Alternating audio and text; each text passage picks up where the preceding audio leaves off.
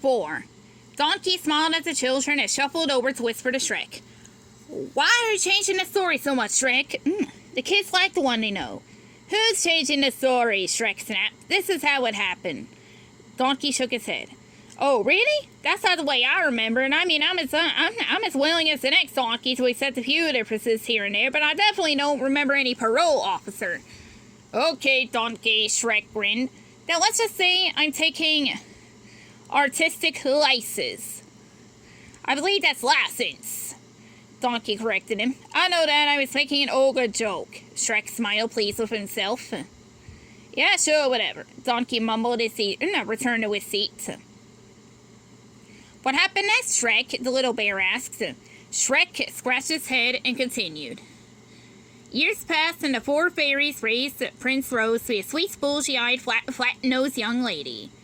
But they never told her who she was for fear she might accidentally reveal her identity to the wrong person. So they spent their days and nights in an enormous loft above a Chinese restaurant on the funkiest corner in the kingdom. Rose loved to lean out the window and listen to the sweet kids shout out their songs and poetry. She longed to join them, and no one ever wanted to play with her. Her face was a big enough problem when it came to making friends. But once she opened her mouth, there was no hope. She sounded like a cross between Kermit and Louis Armstrong. So she spent most of her time with her beloved fairies. They wore themselves out trying to entertain her, without their magic. They were afraid of doing anything that might draw attention to them. As every good fairy knew, magic wasn't always predictable, and even the best fairy couldn't always control what might happen when a spell was cast. So the fairies had decided long ago that it would be safer to live without it. On the eve of her 16th birthday, the air in the downtown loft nearly buzzed with excitement. Finally, Blossom spewed. We will finally stop fretting and focusing on the spinning wheels. Yes, Wanda squeaked, but we won't have Rose anymore either, and tonight we must tell her who she really is and why she has lived with us all these years. There's so much to do before we deliver her to the king and queen tomorrow. If they want her, Officer whispered, and she looked over at the peculiar princess. I should have tried harder to come up with a rhyme. Now she'll always be unusual looking. Fiddlesticks, Blossom spit. Don't beat yourself up, Molly agreed. But the 4 fairies were all thinking the same thing. What would the king and queen think when they saw their rearranged daughter? The good news was that the fairies had kept her safe. The bad news was that they couldn't reverse the ugly. Let's throw a big party, whispered Wanda, and let's make it a surprise, agreed Molly. Rose, Officer called, will you mind running a few errands? Rose smiled sweetly, even though her teeth were a bit confused and unruly. Sure, she croaked. The fairies quickly made a list that would send the princess to the apothecary, the butcher, the glass blower, the stone cutter, the cobbler, and the 1 shilling store. This is a long list, Rose grunted with a smile. No hurry, dear, Wanda said. She helped the princess on with her jacket. Feel free to dawdle, Blossom chirped. Rose gave her fairies an odd glance and tripped out the door. Okay, barked Officer as the door clicked shut. Shake a leg. We have a party to plan. 5. Princess Rose opened the door of her building and stepped onto the sidewalk with her eyes on the sky. It was a beautiful day. The sky was blue, the birds were singing, and her fairies had let her go out on her own. That didn't happen very often.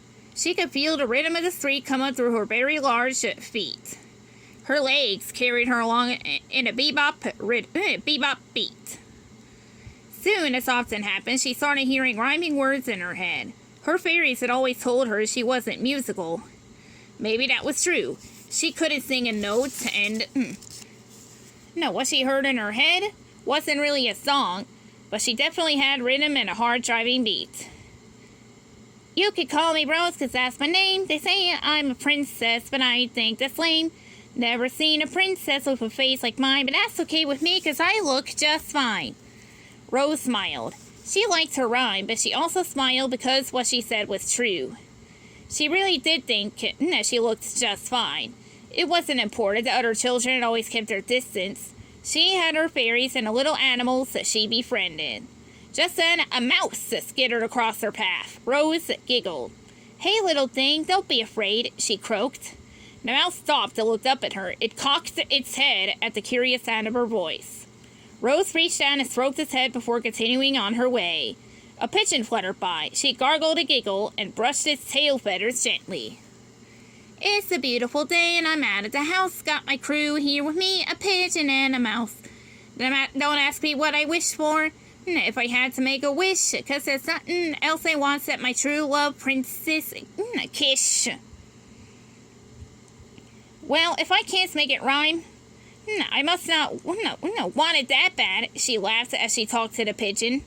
Little did Rose know the pigeon noticed he was not the only one listening to her bebop hip-hop rhymes. Just around the corner stood a tall, skinny young man. His skin was bumpy and his nose and ears stuck out too far. He had a green streak in his hair and his clothes were a mess. But anyone who looked at him knew he was happy with himself. He was a confidence. He didn't question who he was. However, at this moment, he didn't move at all. He was too stunned and amazed by the voice and words floating in the air around him. He loved the rhythm and rhyme. He loved the soulful laughter. He loved the unique voice. Whoever was speaking had stolen his heart. He took a deep breath and stepped around the corner. He and Rose were face to face, big nose to big nose. They stared at each other. Rose didn't understand when her knees turned to jelly. It wasn't a feeling she'd ever felt before. The young man let out a soft gasp. He'd never seen anything so lovely. Who knew this was the girl of his dreams? "What's up, my rhyming beauty?" he asked. "A bright blue sky, Rudy Tooty," she answered, still trying to figure out why she couldn't stop staring at the young man's face. "I've been listening to your rap. You really got some good chops." "You're very kind to say so. Who are you, Pops?" The young man smiled and held out his arm for Rose to take. "I'm a rhyming, rapping rhythm machine who happens to think your voice is really keen and totally keen." "It's a pleasure to hear someone talk like I talk. I guess it's no harm if we take a short walk." Rose giggled and took the man's arm.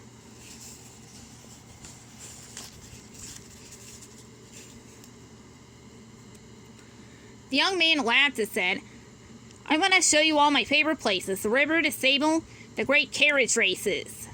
Rose's eyes widened. She started to feel as if she were floating. "Is it possible what you had told me is true? Because he's just saying all my favorites too." Rose and the young man took off down the street. They spent the day matching each other's rhymes. They threw rocks in the river, talked to the horses, and cheered the beautiful carriages as they raced around the track. When they left the races, Rose realized she still didn't know the young man's name. So she said, "I feel like I know you. We're so much the same, but strangely enough, I don't know your name." The young man smiled and took Rose's hand.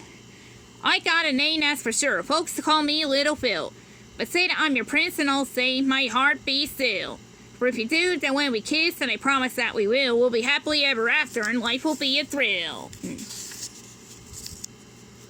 Rose swooned. Now she understood everything she had been feeling. She was in love. The world was spinning faster than ever before. She looked to the sky and laughed. That's when she realized the sun was nearly setting. Suddenly she remembered her errands and how many times her fairies had warned her not to talk to strangers. She froze in her tracks. Phil was startled by the sudden change. "What's this?" he asked. Rose pulled away from him. She wrote her address on a piece of paper. Then she wrote, "Tonight, 7:30. She put the paper in his hand and said, Don't ask me what I wish for or the thing I always miss, 'cause I had to tell you truthful. It's my true love, Princess Kiss."